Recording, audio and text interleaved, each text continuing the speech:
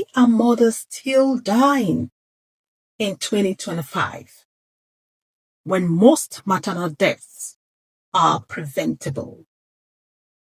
I'm Dr. Viviane Chinwah, and this is our Mother's Health podcast.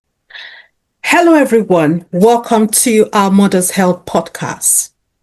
Today, we confront one of the most sensitive but critical issues in maternal health, and this is unsafe abortions.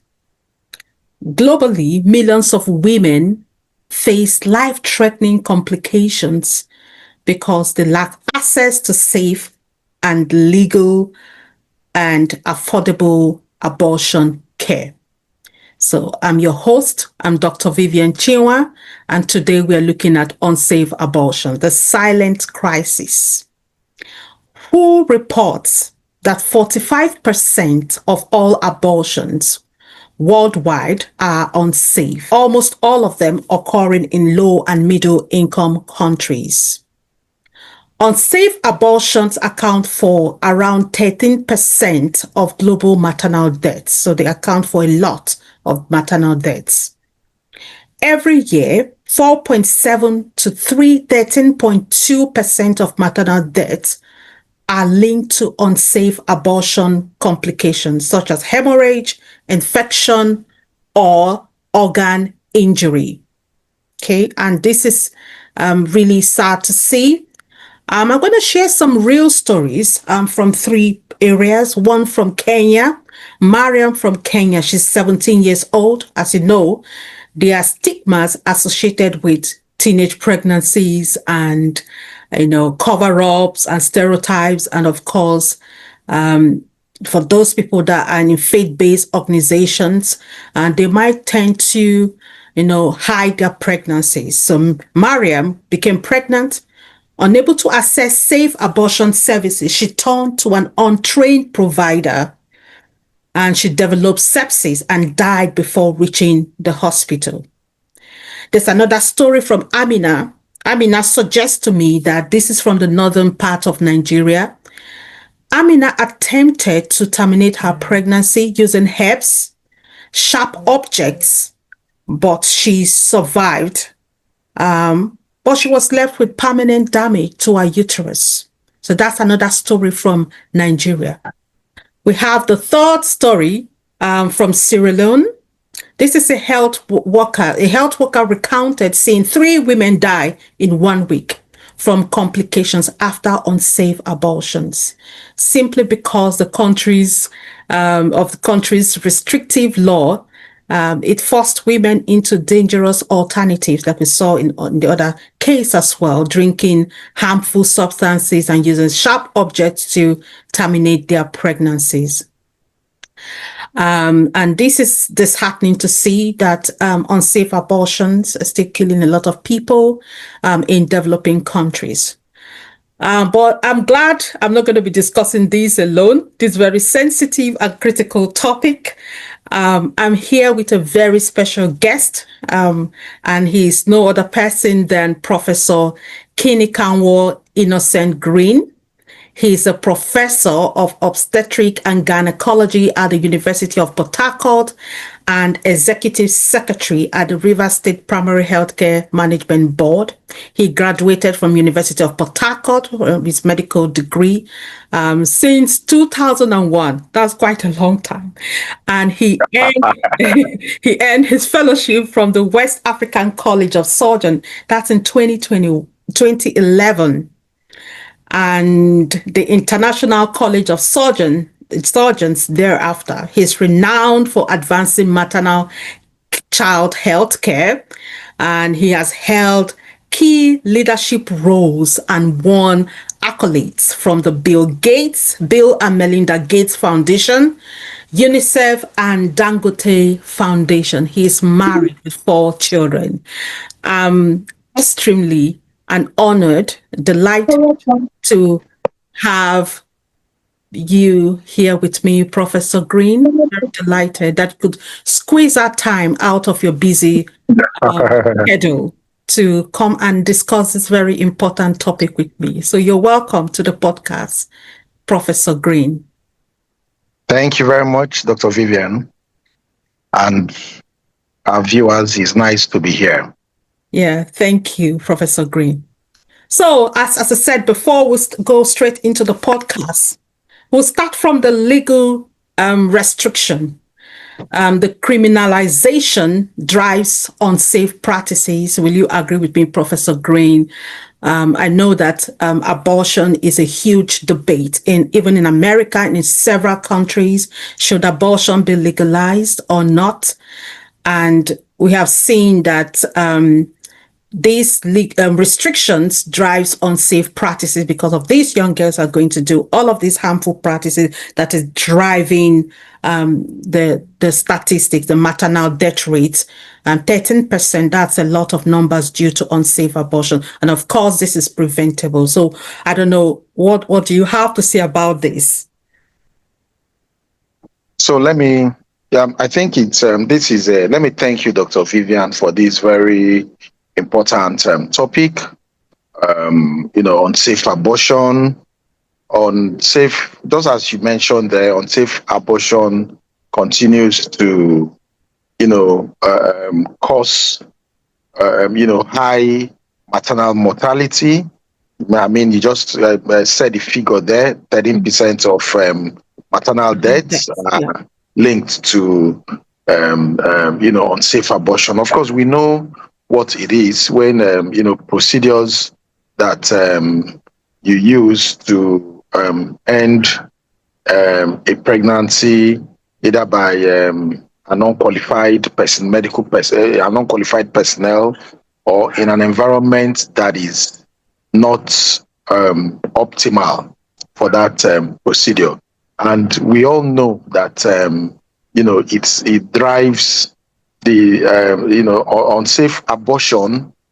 Is one of the leading causes of maternal morbidity and mortality, especially in developing countries where you have restrictive laws, unlike in developed countries where the laws are more liberal compared to the developing countries. Of course, I mean, I have, just as you said, I've been practicing obstetrics and gynecology for quite a while, and I was just the immediate past executive secretary of Rivers State Primary Healthcare Management Board. Rivers State is in the southern part, south part of Nigeria, the oil hub of Nigeria, and of course we have practiced both in the primary level, secondary level, and the tertiary level of care.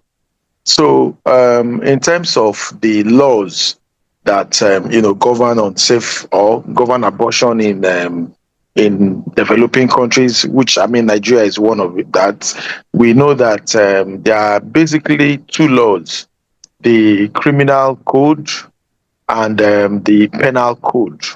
These are laws that have punitive measures of several years of imprisonment and all that when you have people that do abortion. So, but the issue here is that because of these restrictive laws, people are not free. People are not willing. It causes a lot of stigmatization and all that, and it now drives this law. This drives the practice of abortion to people that are more or less quacks, Yeah.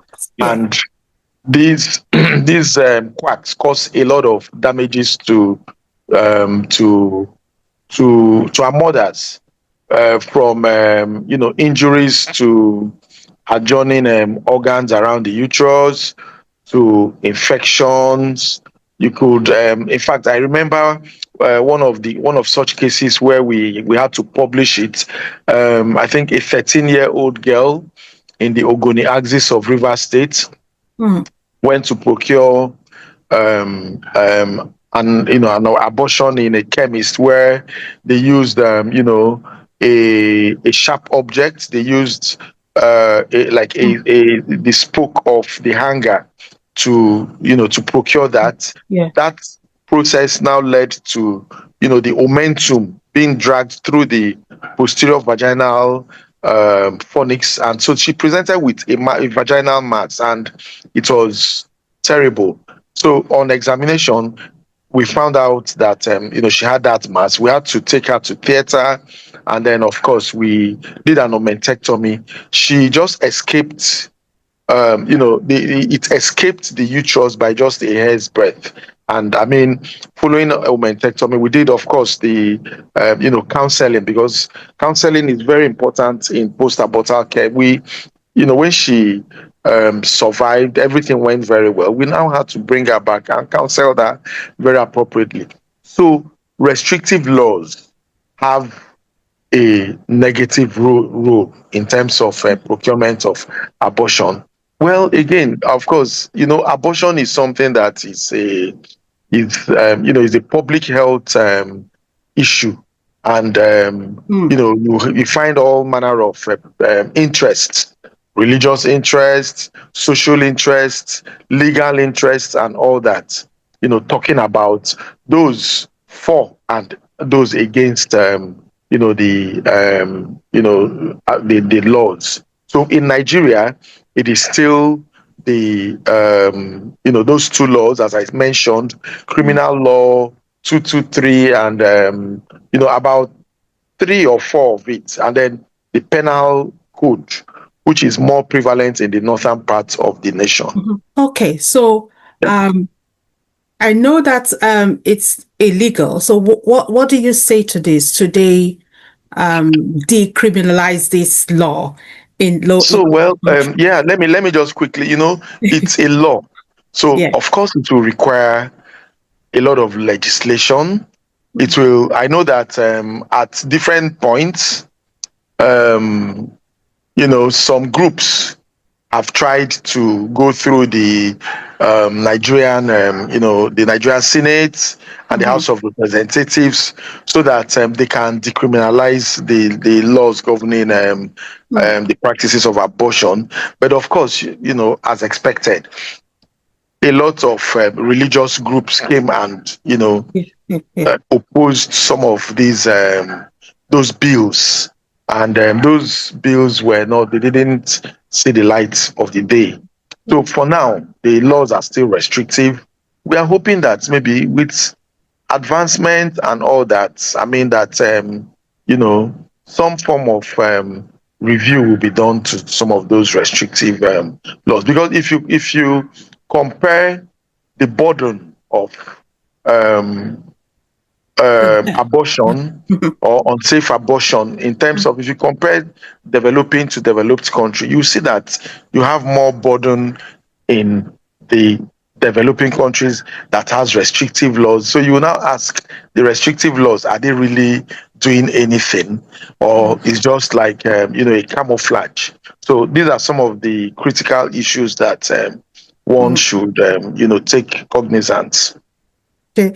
So what do you say to somebody like myself, okay, have a Christian upbringing and background, and abortion is forbidden, okay, in my own religious or my faith-based values, okay? There are many Christians that hold these values, and there are many, like you said, there are Christians who always fight these laws to say, please do not legalize abortion. So somebody like myself, many Christians out there that are still speaking on this and saying, no, we shouldn't legalize abortion. How can we, what can you say to someone like myself that have this type of belief? So you see, it's as I said, it's a sensitive issue. Yeah. One that borders or touches on one's faith. So it's neither here nor there. Some persons will want to go for it. Some persons will never go for it. So it's more or less, if you want to say controversial, there are lots of controversies around it. But you should also analyze what is the impact of it in where the countries that have restrictive laws, vis-a-vis countries that have, liberal laws. If you want to ask my opinion, that may also be. I'm also a Christian, of course. So, you know, in as much as I wouldn't want maybe us to have very liberal laws, but I wouldn't want our women to be To dying die. Yeah. because, I mean, 13% of maternal mortality, that's a humongous figure. So we need Yes. to start looking at things that we need to do to ensure that these things don't occur. Yeah, we know how the issues of contraceptives, play out, issues of educating the girl child and all that. These are all things that have been said to, improve the quality of life of the girl child or of the Mm. woman that will ultimately prevent them from having unsafe abortion or even having access to safe abortion practices. Yeah. Thank you. I'm glad you started thinking about the solutions because one thing I would like to talk about is stigmatization. Okay. Yeah. For many of these young girls, especially teenagers that find themselves pregnant, they are stigmatized, especially in faith-based organizations and groups. So this is why they hide. I saw a post. I think maybe I may put a picture of that post there. There was a picture of a girl using contraceptive on her hands, and she was found in school. I think that was the story. And they're beginning to realize that more girls are getting enlightened, but they're doing it secretly to get contraceptive. But the stigmatization is just too much. And what can you say about stigmatization when it comes to pregnancies and unsafe abortions and among young women? Okay, so well, yeah, in terms of stigmatization and then the issues of unsafe abortion amongst young girls or young women, it's, I mean, they are still prevalent in our environment. Yeah. And I mean, I was I was just the immediate past director of maternal and child healthcare Yeah. at the University of Port Harcourt. We had we have the youth friendly center where we encourage university students to Mm, come and access different types of care mhm. that the youth will require, and this will include, of course, condoms and other forms of Contraceptive. contraceptive. Yeah. So education is the matter. Education is very critical to Mm, ensure that our girls are well versed with the issues of mm, unsafe abortion and also are well armed with mhm, the knowledge. And of course, once they are well armed with knowledge, you will also see you mm. know, that economic upliftment will Yeah. also be there. Yeah. They don't really need to be dependent on their male folks Mm, for every kobo that they want. mhm, So that is about it. We also we also encourage, and we also encourage our young folks, especially the females, to mm, ensure safe practices even mm, in their relationships and all mhm. that. And then, the use of condoms and all that, apart from prevention of, unwanted pregnancies, we also counsel them on the use of it for prevention of, infective infections and all those type of things. So for our, Mm, for the young women, it's still like work in progress. We need mhm, to continue advocacies. We need to continue education or educating our young folks about the issues about relationships with the opposite sex, and of mm. course, this will ultimately help in the prevention of unsafe Yeah. abortion. These girls face huge stigma from medical practitioners as well when they see them. So this is why most of them are running away from accessing healthcare because there's shame factor. So what can you say to our medical providers, the nurses, And what can you also say to our faith-based organization? Because there's a huge dilemma there. Don't have contraceptive at the same time because it's saying we are promoting sin if we give our young girls contraceptive, and at the same time abortion is forbidden. So it's a huge dilemma there, don't you think?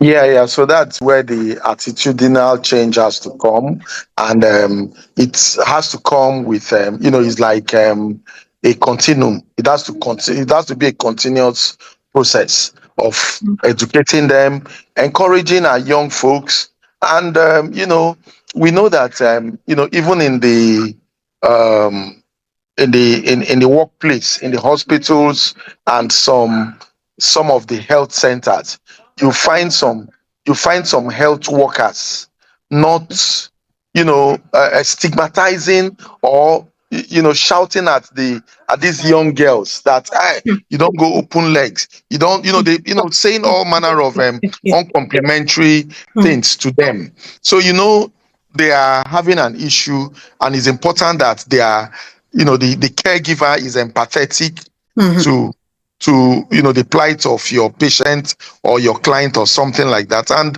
these things come with training and retraining of the health workers for them to know that, oh, okay, this has happened. Oh, don't worry, it can happen to any person. And it's not like one crime that you have, mm, it's not one, you've mm, not done committed one big taboo and all that. mm, You're there already. What is the best way forward and all that? So education is still very important. And let me also say that even amongst the lawmakers, education is also very important, because you find out that majority of them may not even know what what the mm, issues are in mm, terms of unsafe abortion, in terms of unsafe practices and all that. And if they know that, oh, this is very bad, this can lead to, deaths of you know what 13% really means, that so it's something that and it is something that is preventable, mhm, so we need to continuously engage our health workers. We need to continuously engage the legislative arm of government. And how do we engage them? It is by advocacy, because most of these people that are there may not really know, just as I said, what mhm, are those deleterious effects of unsafe abortion. So it's something that, in as much as I know that, yes, restrictive laws are there, can there be can we strike a balance to it, where, okay, can we encourage the use of mm, condoms, mm, even the use of condoms is even being frowned at by certain faith-based organizations, mhm, because they will mm, say no contraceptives. If you're using contraceptives, you're trying to alter a natural process. yeah, So yeah, yeah, yeah, I yeah, mean, these are mm, all issues that continue to play out there, and mm, we need to continuously engage mm, stakeholders yeah, about yeah, the importance of mm, contraceptives, about the importance of the legislators knowing the consequences of unsafe abortion and all mm, that. Not just, you've committed sin, you are going to die. That kind of thing. mm, We need to take the argument just beyond that, yeah, and know yeah, what the yeah. consequences of these things are. Thank you. Yeah, because the consequences are huge. Now, Extremely huge. finally, poverty and lack of contraceptive is a huge problem. I know that you've had a lot of leadership positions in the healthcare primary board. What is the government doing to support our young girls, especially in the grassroots? And in many developing countries, maybe we can learn from this. What can the government do, or what are they currently doing? Are there organizations out there that are supporting or trying to deal with unsafe abortions by supplying contraceptive? And you talked about educating the girls. What is currently on board? Any agencies out there that you can talk about. Okay, so thank you very much. I think that's very important and very critical, extremely critical. I at the Rivers State Primary Healthcare Mm, Management Board, mm, we were, of course, primary health care, that okay. it takes care of the health of, majority of the populace. Mm-hmm. WHO estimates about 70% of the health needs of the people should be taken care of by the primary health care board. So contraception, family planning is one of the major components, one of the Mm, major pillars in the mm, primary health care. In fact, it is even in terms of safe motherhood, it is yeah. still one of the significant pillars Mm, there. So what we do, or what we, when I was there, mm, we provide the government provides the family planning commodities and family planning consumables, and we now spread it around the health centers in the state. We have over 350 health centers in Rivers State, both in the urban areas and then of course the rural areas. And then training and retraining of the staff, the mm, healthcare workers, in terms of community health workers, the nurses, the mm, doctors, in terms of administration of these contraceptive consumables. mm, Now we also have other non-governmental agencies that mm, support the state. mm. There is it TNT, UNICEF. They Okay. all help in, What you about Bill know, Gates? yeah, Melinda and Bill Gates Fund, do they support yes, it? they Yeah, do. They yeah. do. They support Mm, all the the programs that we do. That we carry out at the board. I mean, when I was at the saddle, I just informed you now that mm, River State won the Bill and Melinda Gates Aliko Dangote Foundation Prize for the mhm, best state in primary health care in mhm. South. And Wow. Wow. in entire Nigeria, we came second. So Mm, that's, I mean, there were lots of indices that were assessed, mm, including use of family planning and contraceptives and all mm, that, to mm, ensure that our young girls, get that access to mm, contraceptives. So back to your question, yes, the government provides these mm, family planning consumables and commodities, and also we have development partners who also support the initiatives of mm, government. In fact, they also periodically look at um, the uh, the the data on mm. the use of if you're using the condom usage, Jadel, and other forms of IUDs and all that. They look at the data on the periodic data. Okay, if Mm. it's going down, they'll call. What is happening? You people are not. Is it that the women are not assessing family planning? We'll now Okay. start getting Some information from campaigns. the Yeah. from the various centers to know exactly what the challenges are, and then of course we now make sure that we nip it in the bud, and I mean we move on. Now I've painted a good picture. It's not as if we still don't have the bad Mm. or the negative part of it. You still find some persons as a result of either religious or Yeah. cultural Especially factors. in many developing countries apart from Nigeria Yeah, as well. Yeah. yeah, now of course, Nigeria Mm, is one of it. mm, You still mm, find out that some of these people may not want, they still prefer that traditional stuff where, okay, they are maybe their mothers or, mm, you mm. used in those days and all Yeah. that. Yeah. And Yeah. they may not want to access the care that you're giving at this health center. Mm, So that is why, as I said earlier, it's a continuous process, and mm, efforts are still being made to ensure that education is ongoing, and that we talk to these young mothers, our young girls, and mm. all that. And now again, it's not just about women. You know that the role of Exactly. men Yeah. Yeah. in Yeah. reproductive health. So we Exactly. also Mm, engage traditional rulers, we mm, engage religious rulers mhm, and leaders, mhm, and tell them the importance of some of these, health interventions, and the importance of it, of course, how it will help to prevent our mothers and our women from dying at Yeah. the long run. So these are some of the efforts Yeah. that are put in place in this Yeah, it's climate. good you brought up that topic because normally women do not get these pregnancies by themselves. Somebody is a Yeah, culprit, which of course. which is the men. The men are involved in this. Yeah. For some reason, these women are left alone to deal with these pregnancies and they lose their life. So men needs also a lot of enlightenment to educate our young boys, also use Absolutely, absolutely. contraceptive Yeah. as well.